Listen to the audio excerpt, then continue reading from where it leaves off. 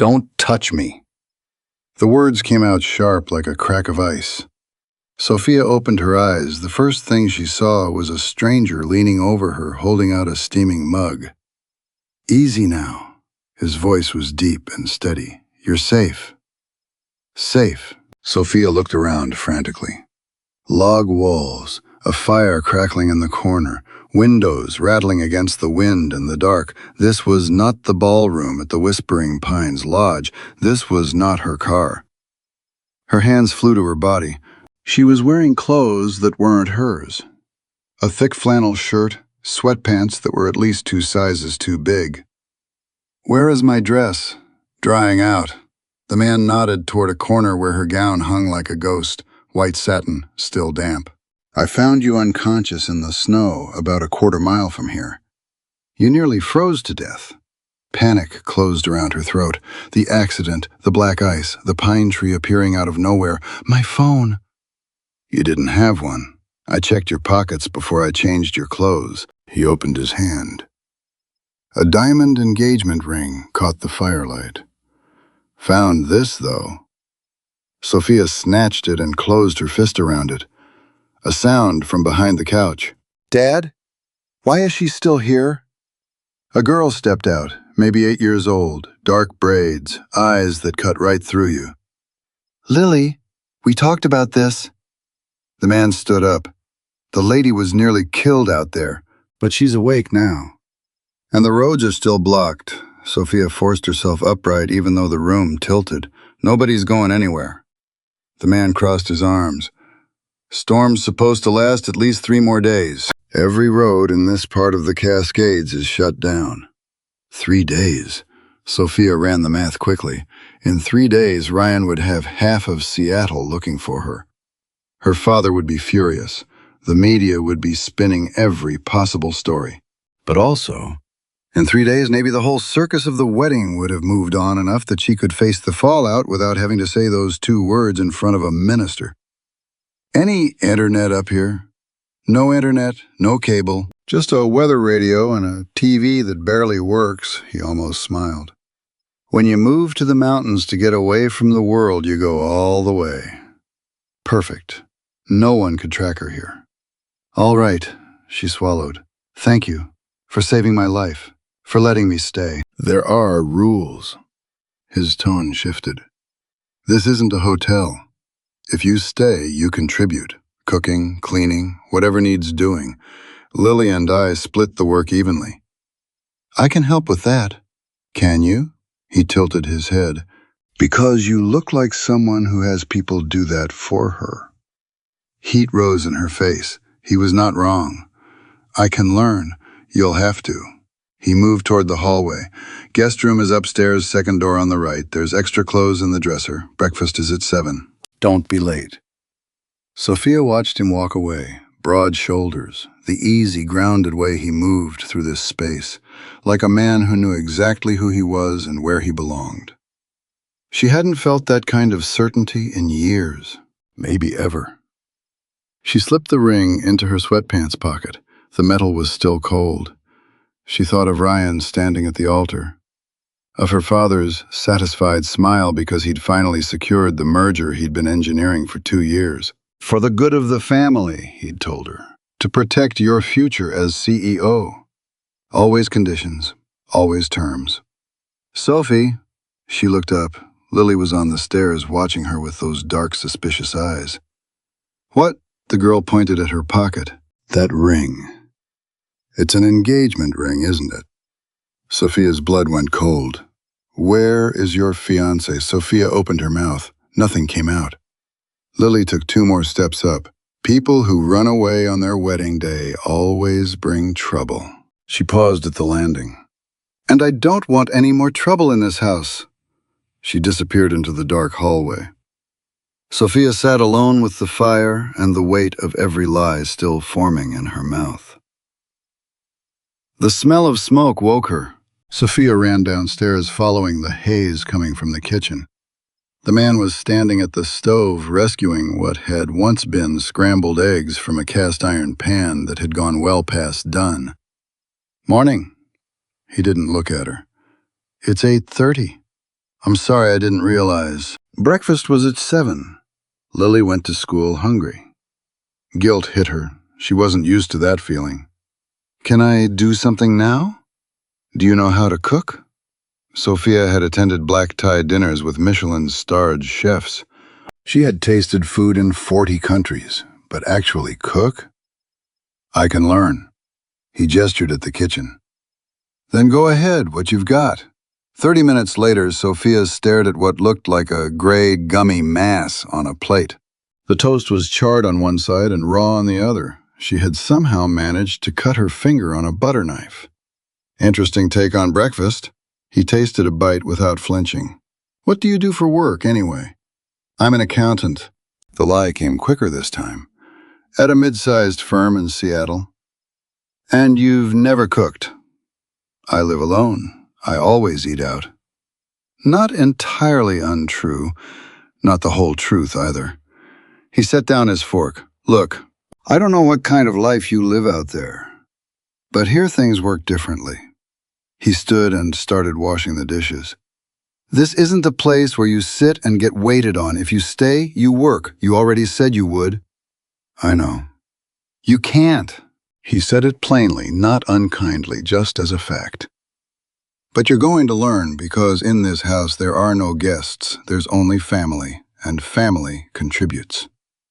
Something strange moved through Sophia's chest. When had she last been part of a family that actually worked like that? What do you want me to do first? Start by learning how to wash dishes without running half the hot water tank. The next hour was an intensive course in humility. Sophia, who managed multi-million-dollar budgets, did not know how to wring out a dishcloth. Sophia, who ran board meetings, could not sweep a floor without raising more dust than she collected. Not like that. He took the broom from her. Short strokes. Don't lift the bristles off the floor. His hands briefly guided hers. They were rough and calloused, hands that built things, so different from Ryan's hands, which only ever lifted wine glasses and signed documents. Why did you come up here? Sophia asked before she could stop herself. You said you were an architect in Seattle. He stepped back. That's a story for another time. But she saw something in his eyes when he said it. Pain. The same kind of pain she had been hiding under designer clothes and polished smiles for years. The afternoon got worse when Sophia tried to help organize. She picked up a paper from the desk in the living room thinking it was scrap and started to fold it for a list. No. Lily appeared out of nowhere and tore the paper from her hands. It came apart. That was my drawing. Tears flooded the girl's eyes. It was the last one I made with Mom before she died. The world stopped. Lily, I didn't know. You're useless. Lily's voice broke wide open. You don't know how to do anything. You just ruin everything. I want you to leave. I want you to go. She ran for the stairs. The door to her room slammed hard enough to shake the walls. The man came in a moment later. Lily's voice carried down. I hate her. I hate that she's here. Sophia stood in the living room, holding the torn paper. When she looked down at it, she saw two figures holding hands under a yellow sun. In a child's handwriting, it said Lily and Mom. I'm so sorry, Sophia's voice broke. I thought it was trash. Of course you did. The man's voice was quiet, not angry, just truthful. In your world, if something doesn't have immediate value, you throw it away. The words hurt because they were accurate. Please let me fix it. You can't fix this. He took the drawing with hands that were almost too careful. But you can give her space, and tomorrow, maybe try to actually know her, before you assume you understand her world. Sophia spent the rest of the afternoon in the guest room feeling like the worst person alive. At dinner, Lily didn't come down. Her father brought a plate upstairs and returned without a word. They ate in silence. Sophia managed to break only one dish while helping clean up. Progress, he said. Then he pointed at the couch by the fire. If you're going to be here for a few days, I need to know you won't accidentally destroy my house. He almost said it like a joke. Sit. Rest. The firewood can wait. For the first time in years, there was no background music, no notifications, no television, just the fire, the wind against the glass, and stillness. "Why did you leave Seattle?" she asked softly. He poured himself a coffee and sat on the other couch, keeping distance. "My wife, Claire. She died 3 years ago. Pulmonary embolism. One day she was fine, and the next, he swallowed. She was an architect, too. We had a firm together. After she was gone, I couldn't walk into the office without seeing her in every doorway. Lily was having nightmares every night." He looked at the fire. "So I sold my half of the business, packed everything up, and we moved here." "What about family?" "My parents are in Portland. Claire's family hasn't forgiven me for bringing Lily out here, away from them." He shrugged. "But my daughter needed peace, not pity, and up here she has it." Sophia understood. Running wasn't always cowardice. Sometimes it was the only way to survive. "I lost my mom, too." The words came out before she could catch them. "I was 5. Cancer." He looked at her differently then. "My dad is still alive, but he was never really there. After she died, he buried himself in work." She pulled the blanket tighter. "I grew up with nannies, boarding schools, and expectations. So many expectations." "Is that why you ran?" She could have lied. She should have. "My father wanted me to marry someone, not because we loved each other, for business, connections, a merger." She looked at the fire. "And I said yes because I thought maybe that was what I was supposed to do. Be the good daughter. Follow the plan." "What changed?" "I looked at myself in the mirror in that white dress, and I realized I was about to marry a stranger to make a man happy who never actually saw me." She blinked hard. "So I got in a car and drove. I didn't have a destination, I just needed out." "The car," he said slowly. "It wasn't yours. It belonged to my fiancée. I borrowed it." Another half-truth. He probably reported it stolen. Sophia's stomach turned. Ryan absolutely would have, but he also would have connected the dots. He knew she took his car. From the stairs, a soft sound, small footsteps stopping halfway down. Lily, listening. He heard it too, but said nothing. "You know what's the saddest part?" Sophia kept her voice soft. "I never had what Lily has. A father who puts her first, who left everything for her." She paused. "She doesn't see it right now because she's hurting and she's angry. But someday she's going to understand that she had a father who truly loved her." Silence. Then the small footsteps moved back up, a door closed, gently this time, no slam. He looked over at Sophia. "Maybe you're not completely useless after all." Was that a compliment? Don't push it. But something in his expression had shifted, less guarded, more curious. An hour later, when Sophia went up to her room, she found something waiting on the bed. A small blanket with a star pattern. Lily's blanket. The one she'd seen curled around the girl on the couch. No note, none needed.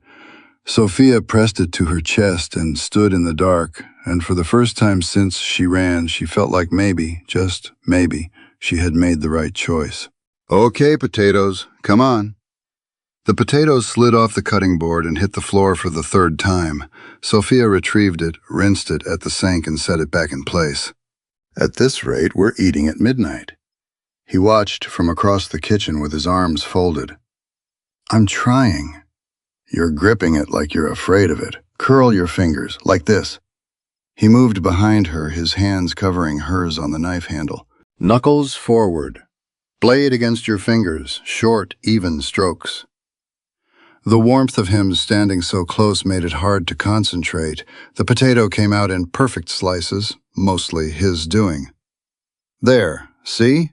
Not so hard." When he stepped back, Sophia felt the cold where the warmth had been.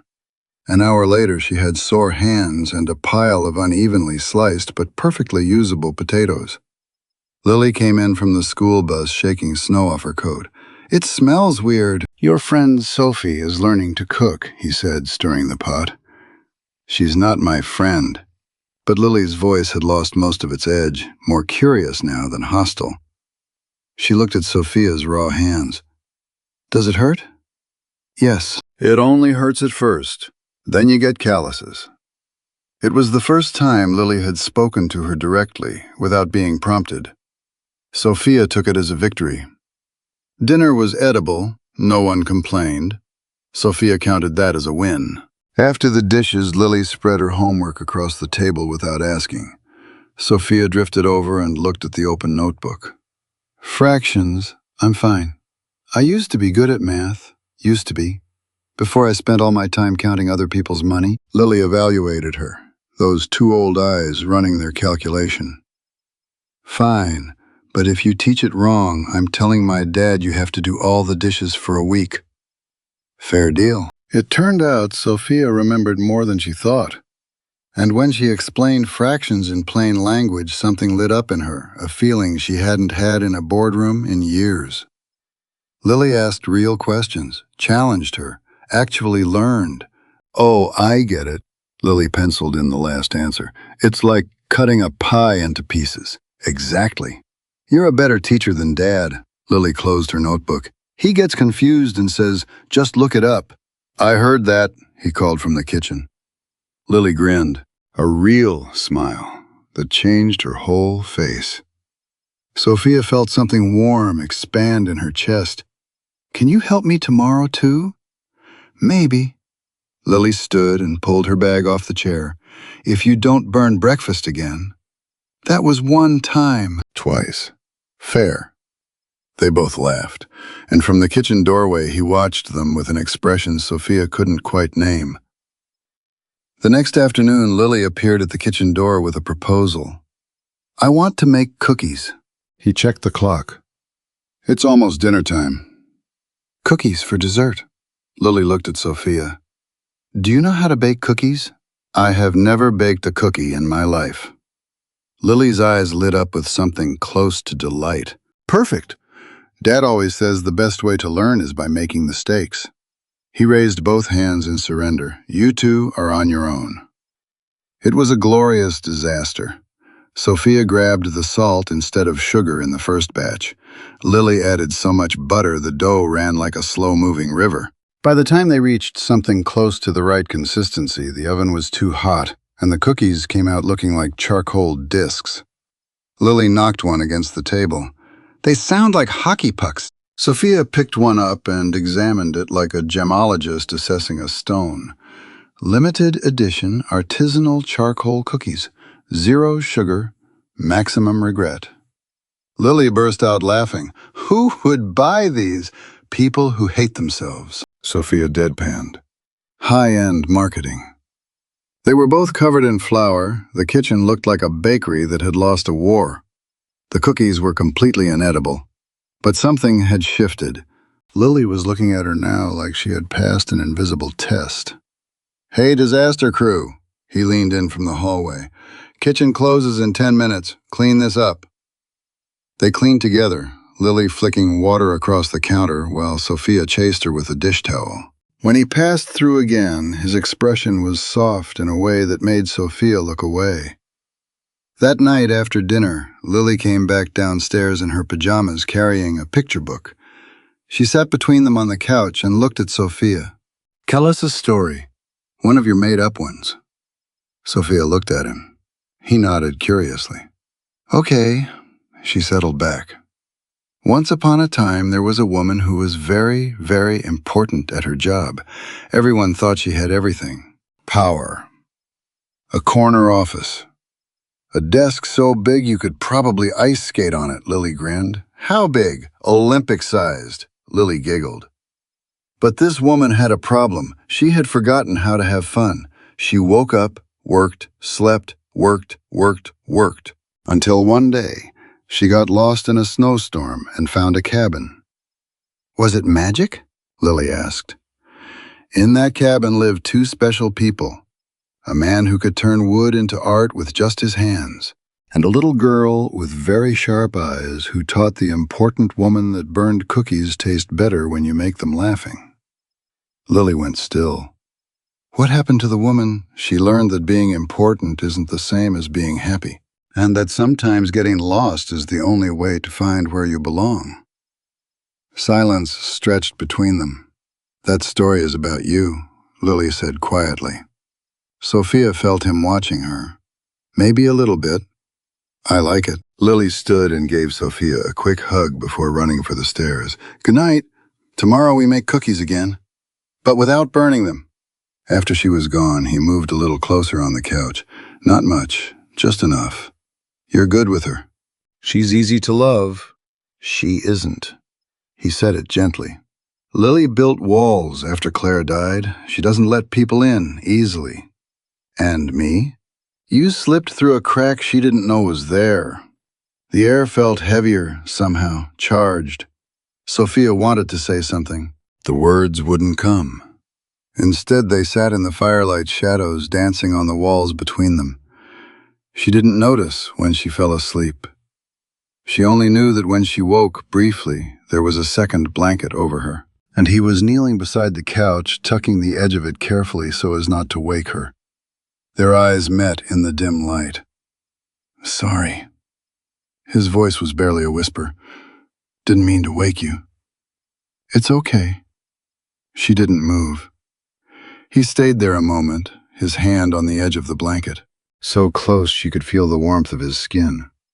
Sophia, he stopped himself. Never mind. He stood and walked to the stairs, but the way he looked back at her before he went up said far more than whatever he'd stopped himself from saying. She closed her eyes. The blanket smelled like pine sap and wood smoke and something she was starting to associate with safety, with home. But this home was built on lies, and lies always collapsed in the end.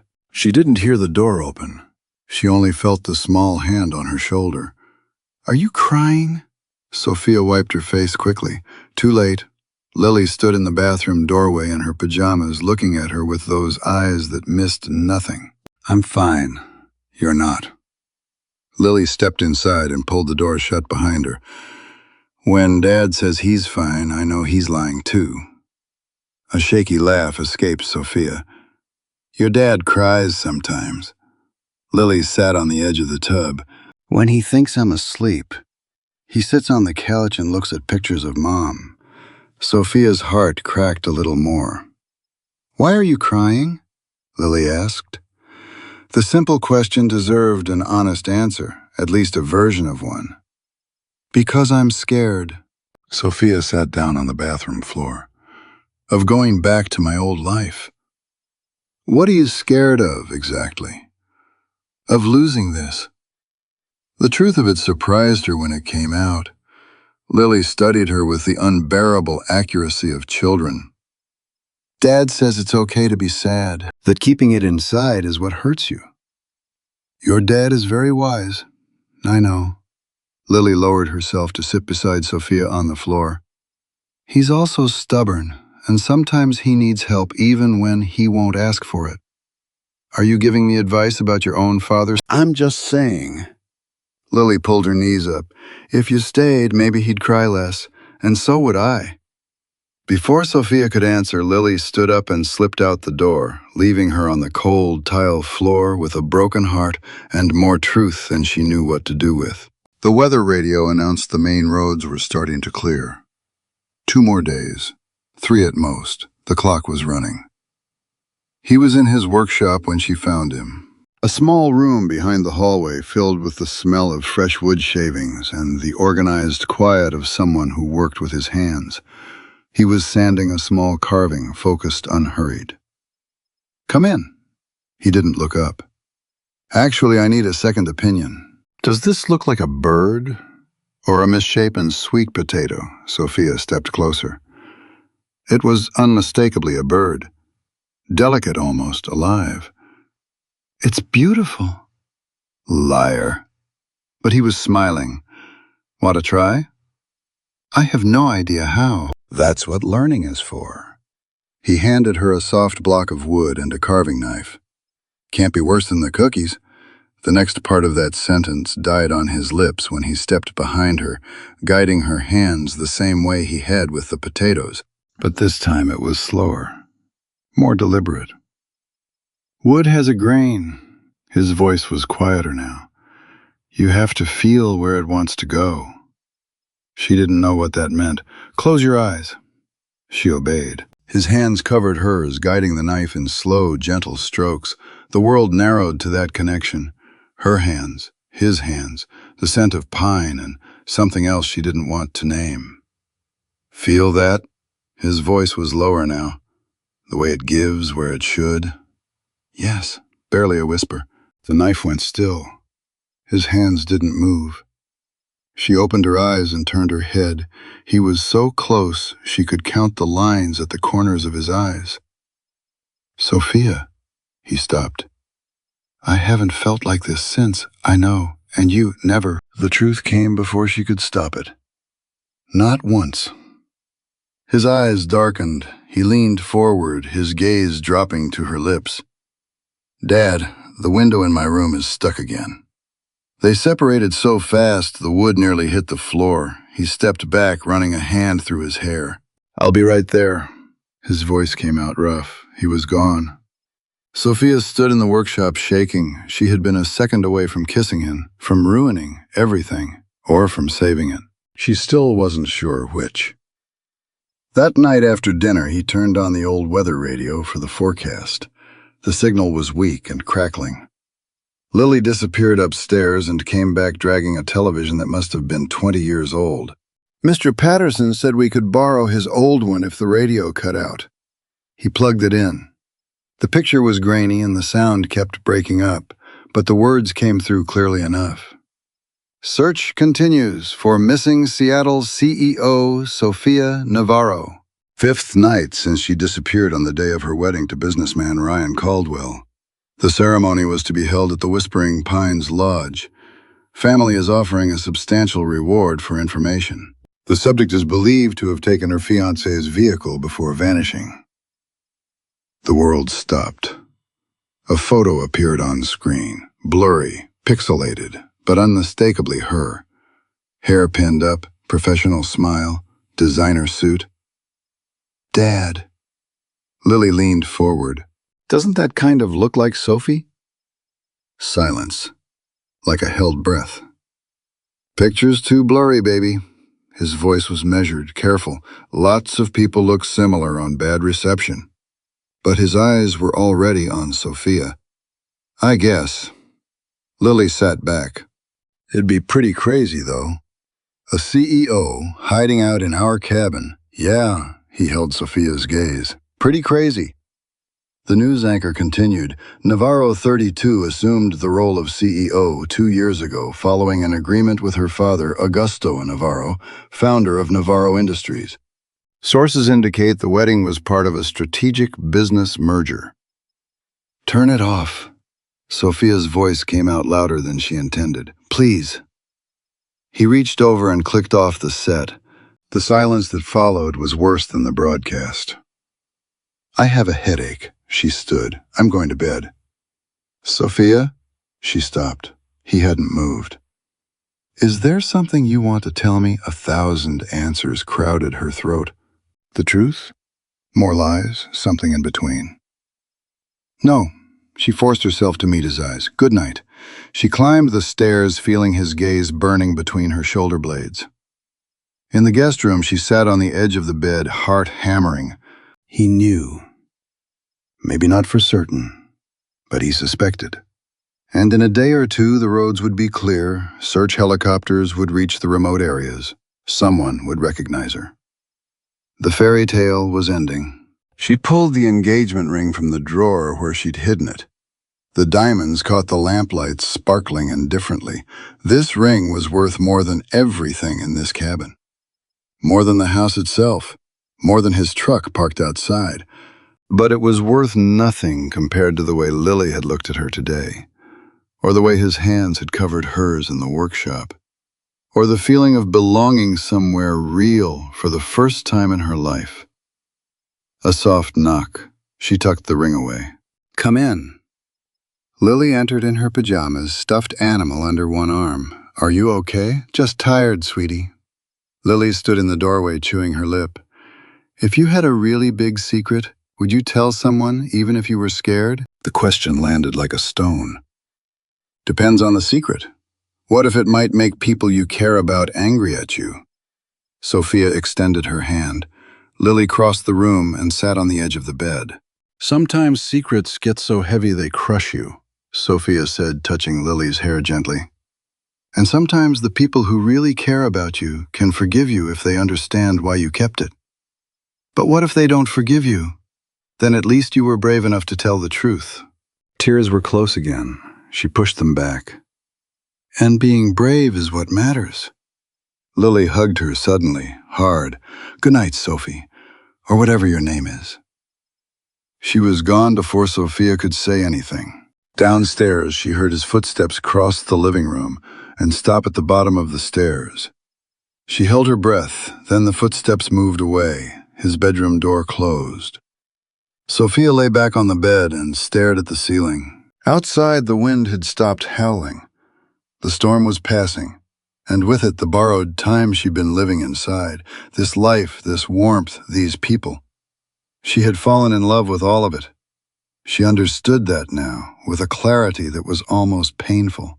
In 5 days, she had fallen in love with a life that could never belong to her. Tomorrow she would have to decide whether to fight for it or let it go. The roar of the engines woke her before sunrise. She ran to the window.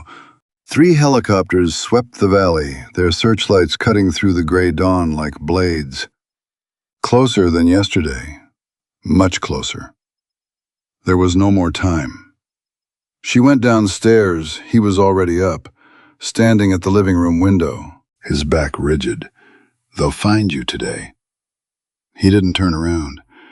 Maybe within hours. I know.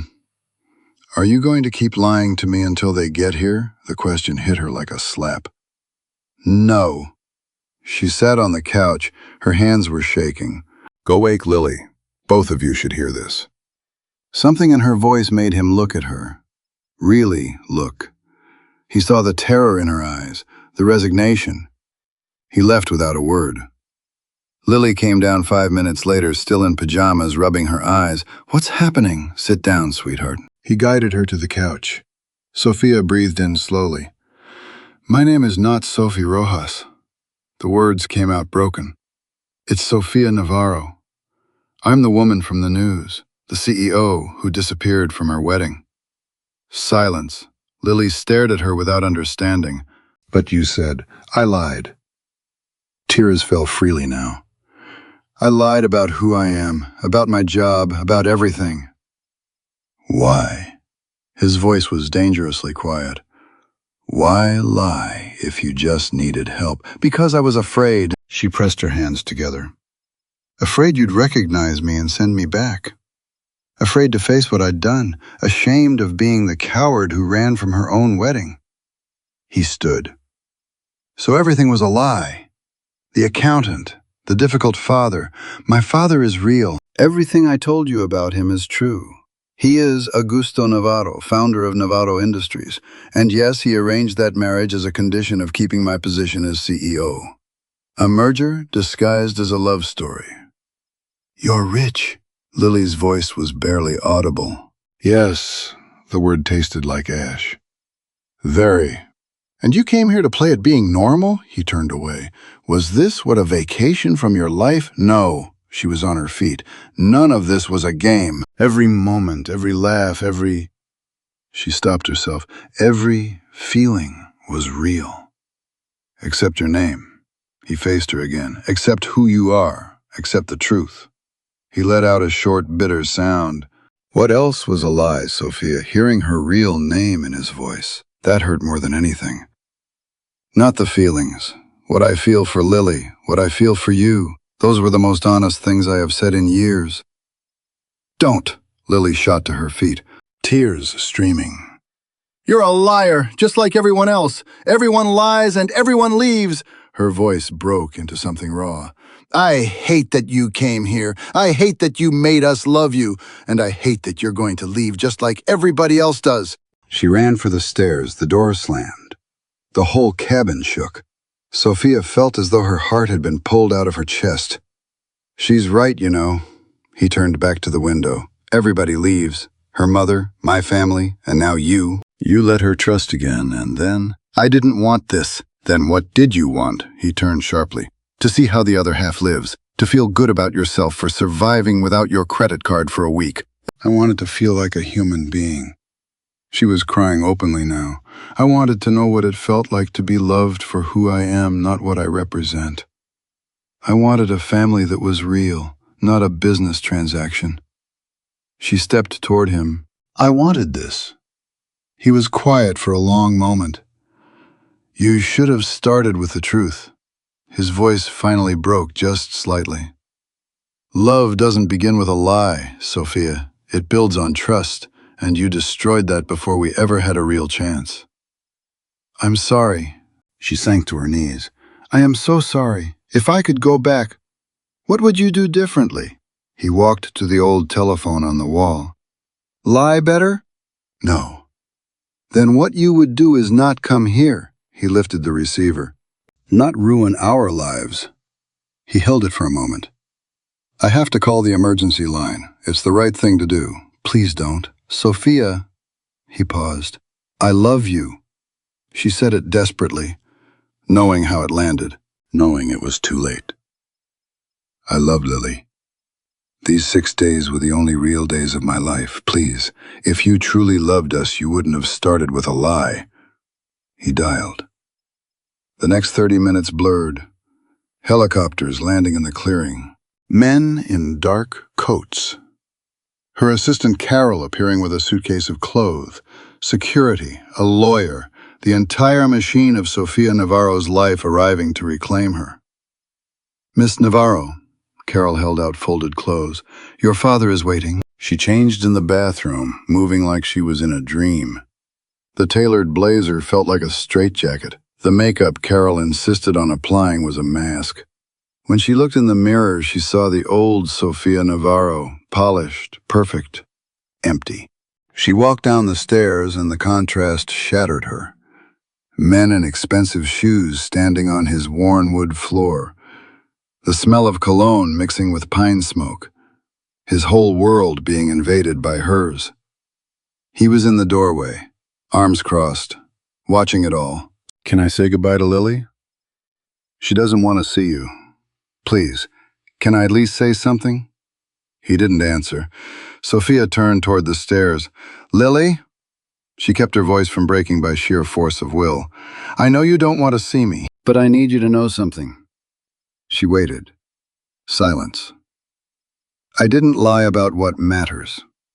I love you. You are the bravest, most beautiful little girl I have ever known, and I am so sorry I hurt you. A pause, then a door opened above. Lily appeared at the top of the stairs, face swollen from crying, eyes red. Go, she said. Just one word. Just go. She went back into her room. The door closed softly. Somehow that was worse than the slam. We need to go, Carol said behind her. Sophia walked toward the waiting helicopter without looking back.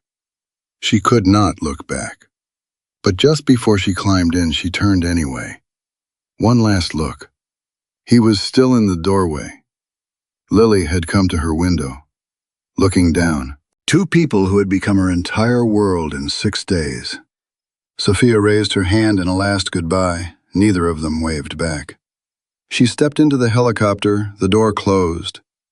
As they lifted off, she pressed both palms against the window. The cabin shrank below. The valley filled with morning mist, and the trees swallowed the clearing, and then it was gone. She let herself collapse back into the seat. Ms. Navarro, Carol said gently, your father wants you to know he's very disappointed. But the wedding can still be salvaged. Ryan is willing to. There will be no wedding. Sophia's voice came out clear and cold. There will never be a wedding. Carol stared at her. Tell my father to come to Seattle. Tell him to call the board. Sophia looked out the window at the fading mountains. Because I am going to change everything. With all due respect, Ms. Navarro, this is insane. The boardroom was absolutely silent. Sophia looked at the CFO without blinking. Which part exactly, Richard? The flexible scheduling or the actual paid parental leave? The part where you try to run $1 billion company like a charity. Ryan leaned back in his chair across the conference table, comfortable, entitled. Your father built this with discipline, not feelings. 3 weeks since she'd left the cabin, this was the first time she'd seen Ryan face to face. Her father built this by wearing people down. I am going to build something better. She stood. And as for our personal arrangement, Ryan, I am announcing before this board that there will be no wedding, now or ever. Sign the dissolution papers or the press learns exactly why I left. The silence was absolute. Sophia, be reasonable. It's Miss Navarro, Ice. And the next person who questions my leadership is welcome to pursue other opportunities. These policies go into effect Monday. She left the room with her head straight. Only when she reached her office and closed the door did she allow herself to shake. Carol came in with coffee. That was remarkable. That was necessary. Sophia didn't touch the cup. You've canceled my last 4 evening engagements. Your 4th cancellation this week, yes. People are starting to notice. Let them. Sophia stared out at the Seattle skyline. Is there anything else? Carol hesitated. You've lost weight. You're not sleeping. Your father is worried. My father is worried about his reputation, not about me. Sophia turned from the window. That's all Carol. Alone, she opened the bottom drawer of her desk and took out the wooden figure. Small, rough, clearly carved in pain more than joy. But it was the only thing she had of him. It had arrived a week after she got back. No return address, no note, just her office address in handwriting she didn't recognize but somehow knew wasn't his. She had done her research. James Whitmore, formerly one of Seattle's most celebrated architects, award-winning firm. A man with real talent who had walked away from everything for love and then for his daughter. She closed her eyes and let herself remember, his hands guiding hers, Lily's laugh, the smell of pine and fire, the feeling of belonging to something genuine for the first time in her life. Her phone rang. Her father again, 10th call of the day. She let it go. 16 kilometers away in a workshop that smelled of cedar and silence, he was carving the same face for the 20th time. Dad, you're going to run out of wood. Lily leaned in the doorway of the workshop with her arms crossed. I have plenty of wood. That's not what I mean. She came in and sat on the work stool. You can't sleep, I can hear you. I sleep fine. Liar. He laughed without meaning to. His daughter had learned too much about lying recently. What do you want, Lily? Did you love her? The question hit like a fist. It's complicated. No, it isn't. She swung her legs. When she was here, you smiled more. You didn't cry once, not once. She lied to us. I know. Lily picked up one of the finished carvings, but the laughing wasn't a lie. Was it? When we made terrible cookies and couldn't stop laughing, was that a lie? Lily, Mom would want you to be happy, Dad. Her voice broke slightly. I want you to be happy. And Sophia, she made us happy, both of us. He pulled her into a hug. She cried against his chest. I miss her, Lily admitted between tears. I know she lied, but I miss her. I know, sweetheart. Me too. Then we have to do something. She sat up and wiped her face with the back of her hand. Like, tell her we forgive her. Tell her we want her to come back. It's not that simple. Yes, it is. She slid off his lap. Adults always make things complicated. But it is simple. We want her here. She wants to be here. So she should be here. She has a whole life in Seattle, a company to run. So, Lily crossed her arms. You had a whole life in Seattle, an important company. What did you do? He had no answer for that. I'm going to bed, she walked to the door. But Dad, think about this. What's worse, that she lied about her name, or that you're lying to yourself about not wanting her back? She went upstairs. He sat in the workshop for a long time, the carving in his lap, the face he had memorized without meaning to. The next morning, while he drove to town for supplies, Lily sat at the kitchen table with her best pen and a sheet of paper. She wrote as carefully as she could. Dear Sophia, Dad says adults are complicated. I think they're just scared. I forgive you for lying. I know you were afraid. I get afraid too. Afraid people will leave. But being mad doesn't make it hurt less. It just makes it hurt different. Dad carves your face out of wood all the time. He thinks I don't notice. But I do. And he cries when he thinks I'm asleep, like he did after Mom died. I don't want him to be that sad again. I miss you. I miss your burned cookies and your crooked braids and the way you made me laugh. I miss having someone help with math and tell stories at bedtime. Please come back.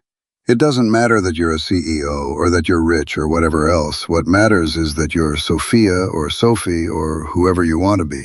Just come back. Dad misses you too, but he's too proud to say so. Men are like that. They're kind of dumb. Love, Lily. P.S. Dad made something for you. I think he wanted to send it but was too scared. I'm not scared like him. She folded the letter and tucked it into an envelope with the most perfect carving she could find, the one she had seen him hide in the deepest drawer of his desk, the one he thought no one knew about. She broke open her piggy bank. She had just enough for certified mail to the nicest building in Seattle. She had seen the address on the news weeks ago. She walked to the post office alone. Your dad know you sending this? Mr. Patterson, the postmaster, looked at the envelope. It's a surprise, for someone very special. He didn't ask anything else. Small-town life had taught him that much. Goes out tomorrow, Seattle in 2 days. Lily walked home with her heart hammering. She had done the right thing.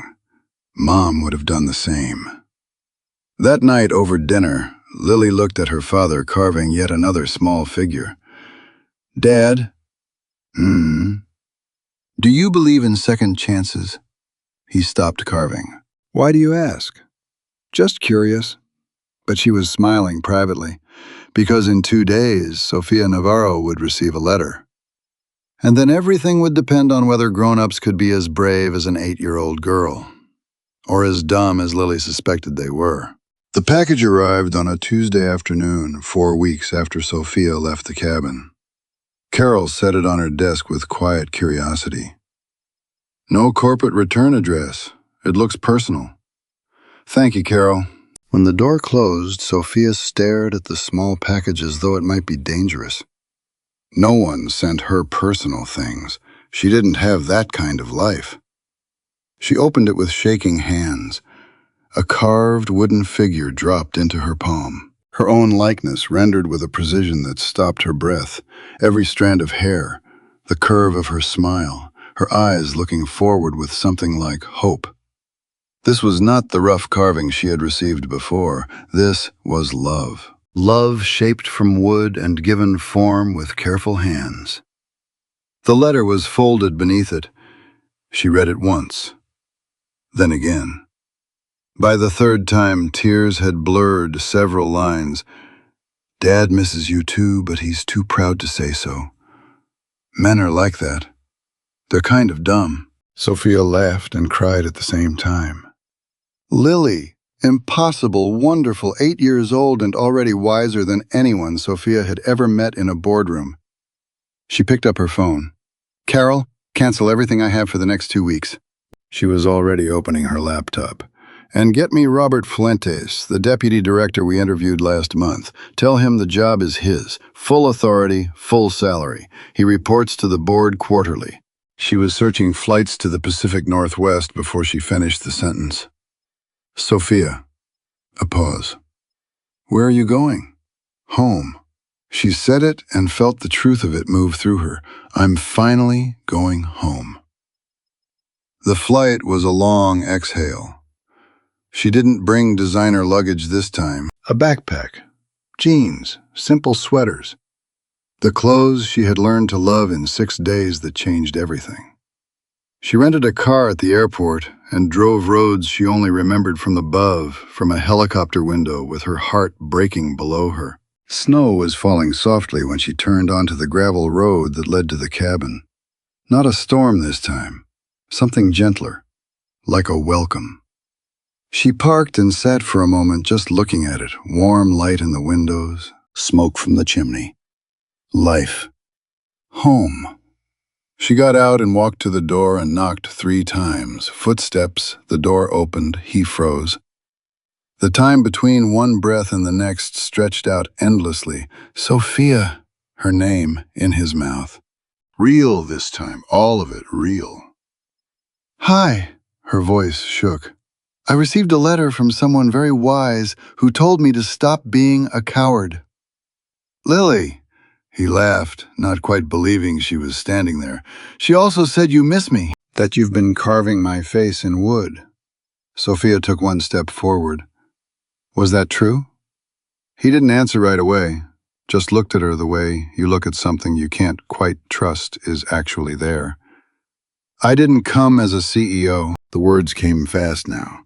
I've hired someone brilliant to run the day-to-day. I can work remotely, 1 trip to Seattle a month, maybe less. I bought a small property 5 kilometers from here. I don't want to impose on your life. I just want to be near it. Near you two. If you'll let me. Sophia, if you can forgive me for— Sophia! The shout came from upstairs. Lily appeared at the top of the stairs, face blazing with pure joy. She flew down so fast she nearly tripped. Sophia caught her. They held each other, both of them crying and laughing at the same time. You came back. Lily's voice was muffled in Sophia's shoulder. You actually came back. Of course I came back. Sophia pressed her face into Lily's hair.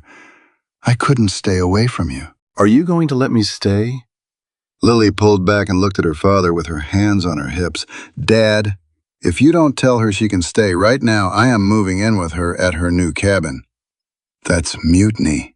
That's justice. Lily folded her arms. Tell her. He stepped toward them. He took Sophia's hand slowly, like she was something fragile and precious. The storm brought you here the first time. His voice was low.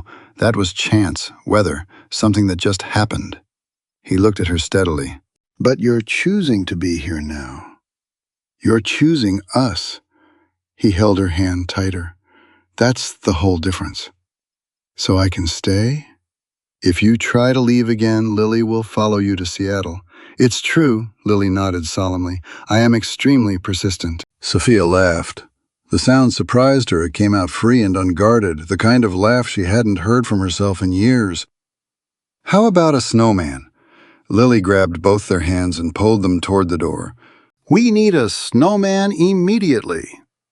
They built it together, the 3 of them, Lily directing operations like a general, bossing them into finding the right branches and the proper stones. Sophia and he stealing glances at each other over her head, saying everything that still hadn't been said out loud. He needs bigger arms, Lily decreed. Dad, go find better branches. When he jogged toward the tree line, Lily whispered urgently, Are you really going to stay? For real? For real. And you'll help with math every afternoon. Every afternoon. And we'll make cookies without burning them. I promise. Lily considered this with great seriousness. Okay, you can stay. But only because Dad is in love with you and he gets sad when you're not here. What about you? Do you want me here? Lily hugged her tight and fast. You already know the answer. Don't be dumb. He came back with branches, and they finished the snowman together, cheeks red, hands frozen, not caring at all. He needs a name, Lily announced. What about Gerald? Sophia offered. Why Gerald? Because it's the most snowman name I can think of, Lily considered. Gerald it is, he laughed. The full, real laugh she had first heard in this very yard, and it sounded like something coming back to life. They stood together in the falling snow, Lily between them, each of them with a hand on her shoulder. Sophia looked at the cabin, the warm light in the windows, the smoke curling up into the darkening sky. She looked at Lily, face lit with happiness that was entirely unself-conscious. She looked at him, watching her, with eyes that said everything the words hadn't caught up to yet. He leaned down and pressed his lips to her forehead gently. "Welcome home, Sophia." "Welcome home," Lily echoed. And for the first time in 32 years, Sophia Navarro knew exactly where she belonged. The snow kept falling soft and steady as the three of them stood beside Gerald the snowman, the cabin glowing warm behind them, the valley quiet all around. A family finally complete. Finally home.